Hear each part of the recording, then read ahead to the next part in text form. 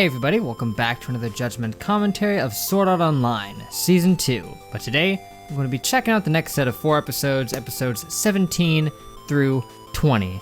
Now, last time was the end of the Gun Gale Online arc, which featured the climactic final fight between Kirito and Death Gun, and Kirito managed to reign supreme after a bit of an uphill fight. Death Gun definitely held his own for a while there. But hey, he won and all was right with the world. All the way up until the fight entered reality, just like what happened at the end of the arc before this one, because Sinon had to deal with that one dude. Remember that guy who was simping for her, a little bit trickled in throughout season 2? Yeah, that guy.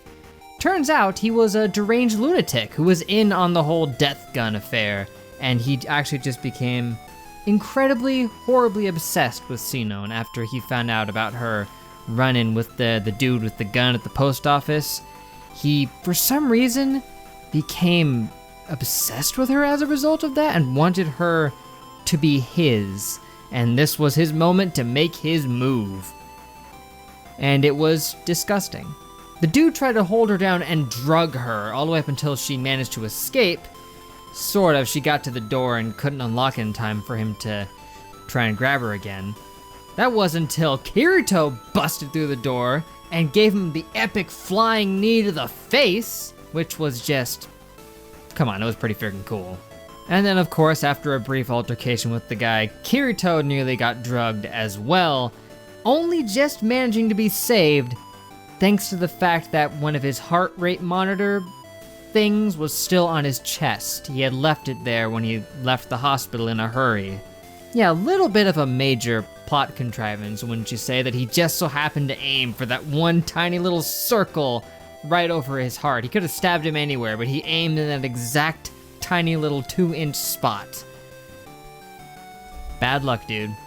So yeah, that happened, but long story short, Sinon got better. She overcame her fear of guns, even up to the point where those bullies at the beginning of season 2, who threatened her with the finger gun and freaked her out. This time they decided to take it up a notch. They brought a real gun to try to mess with her. Like the deranged maniacs that they are as well, they brought in an actual gun to try to freak her out. Unfortunately, she has overcome all that trauma, so she just grabbed the gun and was like, oh yeah, whatever. So yeah, I don't know what it is about Sinon, but she is just a magnet for the mentally disturbed. But all that aside, we now get into the next arc. Yes, the one after Gun Gale Online. Yeah, this one. What's there to be said about it? The stakes of it so far have been drastically low compared to all the others so far. There's no lives on the line. There's nobody trapped in a video game. It's just the game itself might be deleted. That's it. All because apparently the game's developers left a massive glaring oversight in the game, allowing the AI to just freely create new levels and expansions to the game based on its own research of mythology, giving it such free reign that they unintentionally programmed it with the capability of deleting the entire game. Now that is what I would call a game-breaking bug.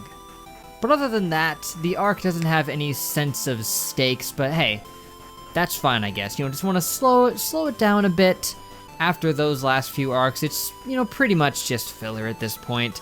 But hey, if all you're here for is the good animation, then it's definitely had that so far. If you are at all interested in stakes and actual character development, well, this arc is probably not for you, but whatever. I'm here for the long haul. I'll check it out and then maybe see what the arc after this has to offer. So for now, let's just head back in for episode 17. They were just about to fight that one dude. First things first, when it comes to this arc compared to the last one, the Excalibur arc, definitely feels a lot less fillery than that one because there's actual stuff pertaining to their characters being expanded upon and developed.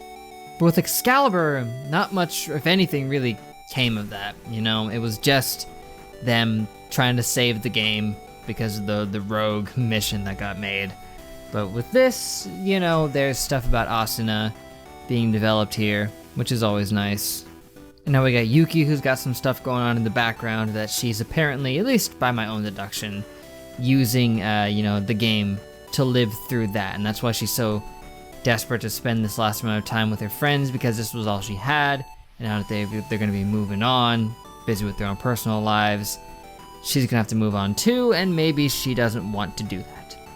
This time, despite the fact that the stakes have seemingly been, lowered even more than the last one, it still feels a lot more engaging with the stakes because they're more personal.